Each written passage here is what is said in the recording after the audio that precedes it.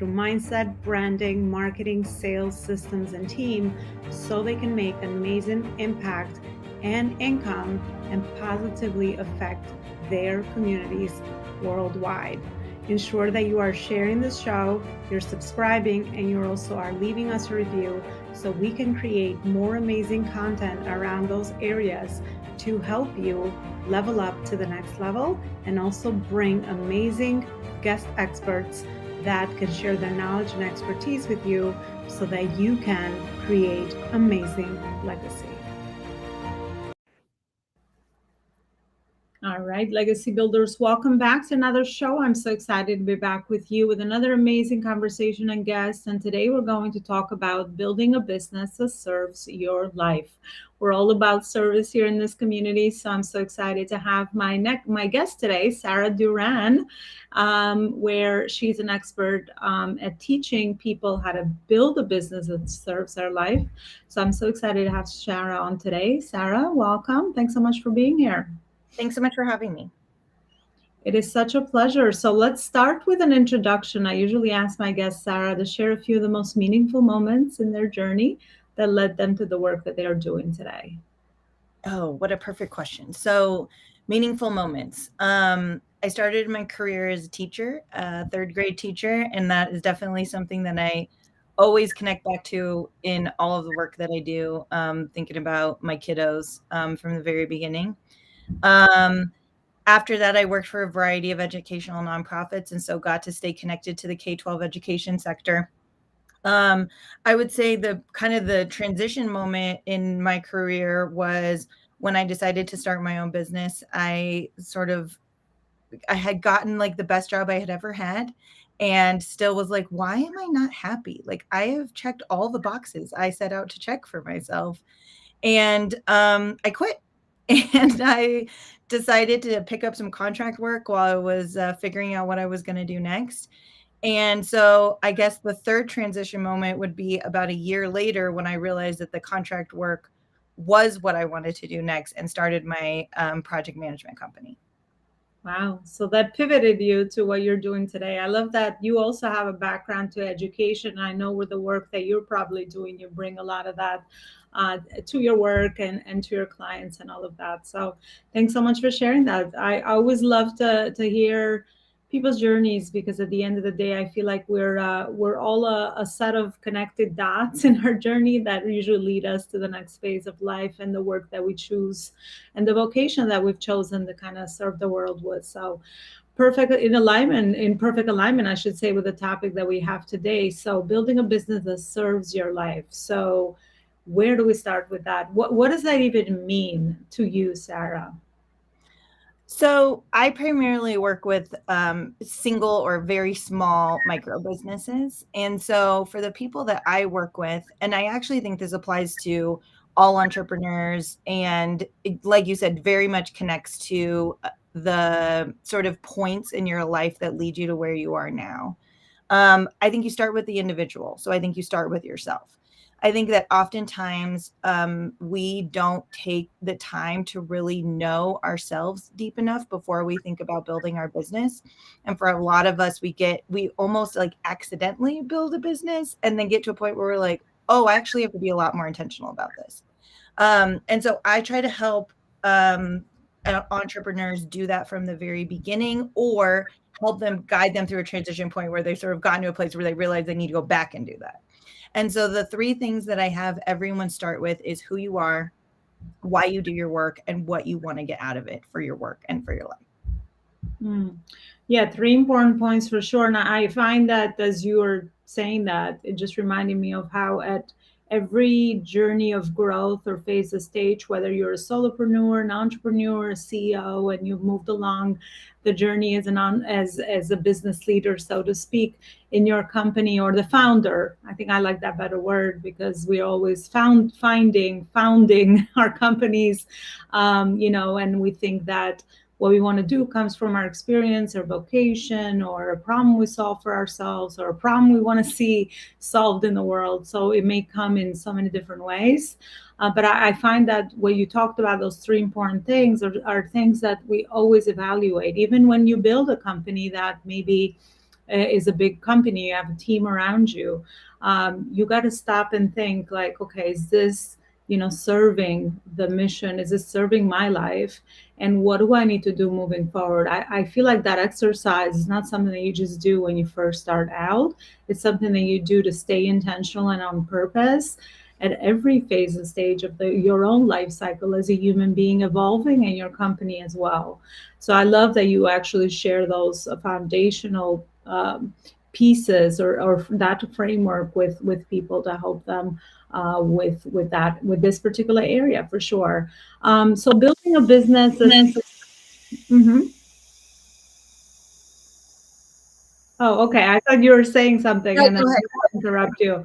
No, my other question was, Sarah, around what are some of the pillars? So the once people discover those three very important clarity moments that you mentioned, then what are some of the things that we need to know to kind of get us to apply this information, so to speak, in a business? Sure. I mean, I think the first thing is sort of like the sub pillars that go within those, because I think saying who are you, why do you do your work, and what do you want to get out of it seems pretty simple on paper. I think for the who you are piece of it, it's really thinking about, I mean, it sounds very simple, but I think when you actually do the deep work on it, it becomes a lot more complicated.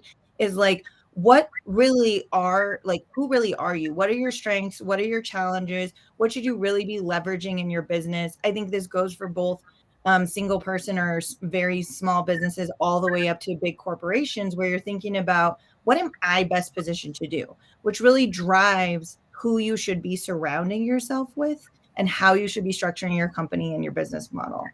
I think a lot of us have natural tendencies towards lots of things. Some of those things that I think are particularly important for business owners are you a doer? Are you a strategic thinker? And do you need a lot of structure? Do you operate more in like a big picture space? I think that a lot of entrepreneurs get stuck because they fall into one of those camps very squarely and can't build the mental bridge to get to the other one. And fundamentally, when you're running a company, whether it is a company of 1 or 100, you have to be able to do both. You have to be able to think about execution, and you have to be able to think about strategy. And so figuring out, especially for that pillar, kind of where your natural talents lie, and then how are you going to sort of prop up the side that maybe doesn't come as naturally to you, which could be like professional development for yourself, could be structural thinking, could be people that you're surrounding yourself with. So I think that's a key one for sort of the who. For the why, I think this is about both sort of the very tangible things we need to get out of our business, whether that's money, whether that's time, whether that's flexibility, whether that's the ability to travel. Um, and then it also goes towards things like purpose and fulfillment. And so how are you connecting the why of your work to what you want to get out of it? And then going into the want piece, I think what really trips people up about want is that oftentimes we're actually not very clear about what we want. When you start teasing that out, it often becomes apparent that what you think you want is what your mom wanted, or what other people wanted, or what society wanted you to want. And so I'm always helping people think really deeply about, what do you want? And how are we sort of pulling apart that narrative to really get at the core of what you want?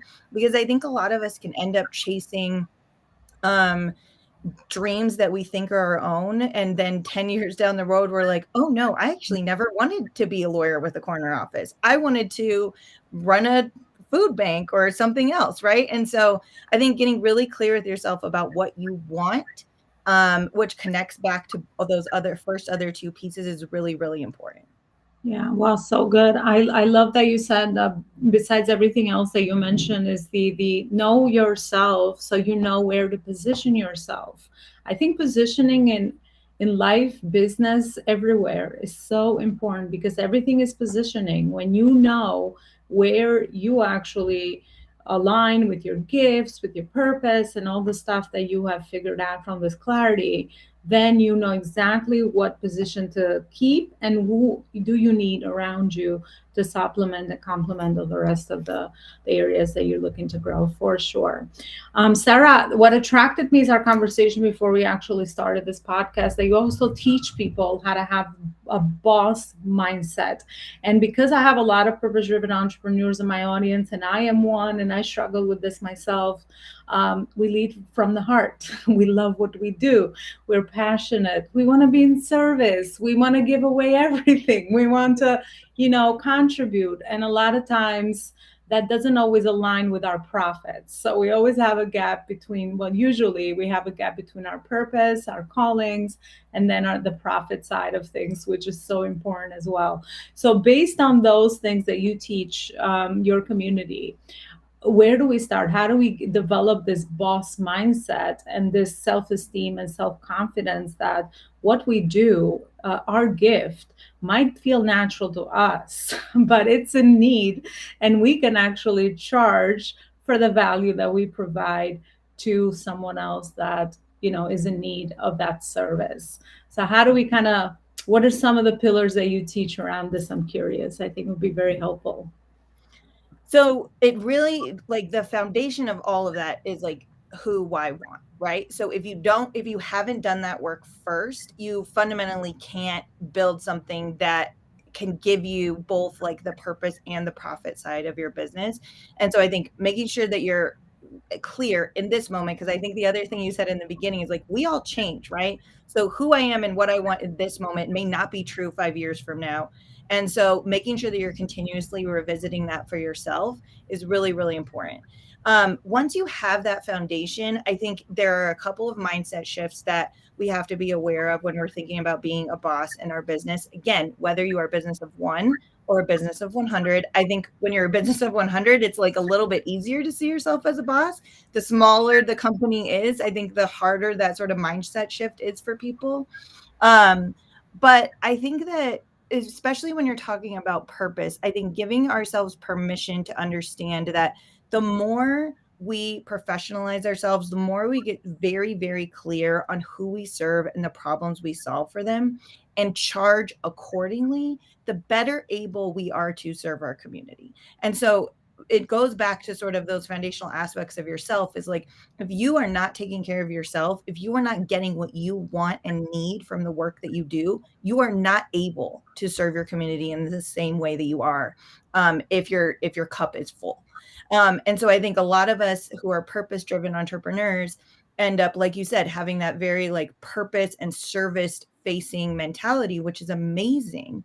And that means that we're actually not always focused on like, what do I want and need out of my business and how am I getting that? Because a lot of, I think another trap that we can fall into, especially around want for service focused individuals, is that you're not allowed to want. You don't want for yourself. You only want for other people, and you don't want to be selfish. You want to be humble, and all those things are perfectly valid and important. But fundamentally, if we are not getting what we want and need from our work, we are not able to turn that around and provide it to other people. And I think other people can see that. I think people can recognize that in someone who is a leader who really understands themselves and their work and is both walking this fine line of being of service to their community while also getting what they need. And you're also then, I think, modeling that for other people about what that looks like. Because I think every time that we accept less than we want and deserve, we're sort of lowering that baseline for everyone else. And then other people are watching us thinking that that is now acceptable. Well, so and so, she just works 50 hours a week and doesn't charge enough for her time. So maybe that's how I should be running my business. So we're also sort of, every time we do that and other people are seeing us do that, we are raising the bar for everyone else to let them know that it is acceptable to get what you need from your work. Yeah, comparison, it's never healthy, because once you do the inner work and you realize, focus on the transformation, like how much value are you actually adding with that, and what could that mean to somebody. I think it's always a great compass to really, price the value that we're able to provide. Because I know in the service-based industry, there's a lot of perception involved, and it's not so concrete. It's not the science like a product, right? Because you have a product, and then you calculate your cost of creating that, developing it, and all of that. It becomes more real. But when it's your time, your energy, your efforts, your frameworks, your the framework that you actually give people results, it can become one of those slippery slopes thing. But I've learned over time that quality over quantity, focusing on that one big problem that you can solve, and really being so addicted to giving better transformations and results over time will make you the go-to person eventually, and it will help you create impact in that high quality level. And you don't need the whole world. You don't need the whole world to help people that are not going to see the value. So that just has felt like a very good business model for me over the years as well. Sarah, thank you so much for everything you shared with us. We've actually reached the end. I'm sure we can go on and on and chat around, this big area or big topic around building a business that serves our lives. But I have for you my last question, which is usually something new I'm doing this season, where I ask my guests to share one lesson that you have learned in your journey of building your company or being an entrepreneur, and also one success tip that you can share with someone else that's on this journey. Oh, that's a great question. So I would say that a lesson I've learned is that we are constantly evolving and changing. And so thinking that we know what our business or our life is going to look like a year or 5 years from now, it's actually not very helpful. And just like staying true to who you are in this moment and paying attention to what you need in this moment, I think is the lesson for myself. Um, and then a success, I mean, I would say like over the last year, I've been doing a lot of soul searching about who, like we've been talking about, really narrowing in on like, who am I best positioned to serve, and focusing on that one big problem, and narrowing my audience a little bit more so that I'm better positioned to deliver the impact that I want for people. And I think that I've made a lot of progress in that over the last year. So I think that is both a success and a lesson, to just say that, like, no matter how long you do this, you always come to points in your business where you need to reinvent it to a certain extent. So giving yourself permission to do that. I love it. It's a journey or never of well, it's a journey of never ending continuous improvement. I love the advice you've given, because it's so lived. It's so true to this journey for sure. Well, thank you so much, Sarah. Where is it that people can actually continue the conversation with you? You could send them wherever you think that you can still continue to serve, and people will get to know you and your work a little bit better. So you can find everything that I do on my website, which is fruitioninitiatives.com. I also run a Substack and a podcast called The Hustler's Manifesto. So that's another place that you can find me. Oh, very cool. Well, there you go. The website's right on the bottom of the screen, and definitely check out Sarah's podcast. As we're a bunch of podcasters in this community as well. I love podcasting. It's how I started learning about this. This is how I made the pivot from where I was to where I am. And it was a good baby step to kind of expose yourself to information, people, new ideas, new ways of thinking, new possibilities, and all that good stuff. So thank you so much, Sarah, for everything you shared. It was a beautiful conversation. And yeah, speaking of that, you can find our podcast on all major podcast platforms. Definitely leave us a review, subscribe, so we can bring more amazing people just like Sarah, and continue to cover topics that interest you and are going to make you walk away with really great nuggets from each conversation.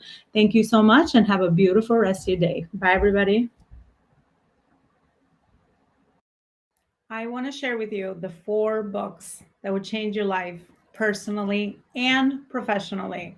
So, the first book is Connecting the Dots Backwards, one of the books I've written that will help you connect the dots between your past, your present, and your future life vision. You will find topics in there around marketing, sales, spirituality, relationships, all the areas that you need to be fulfilled as a human being.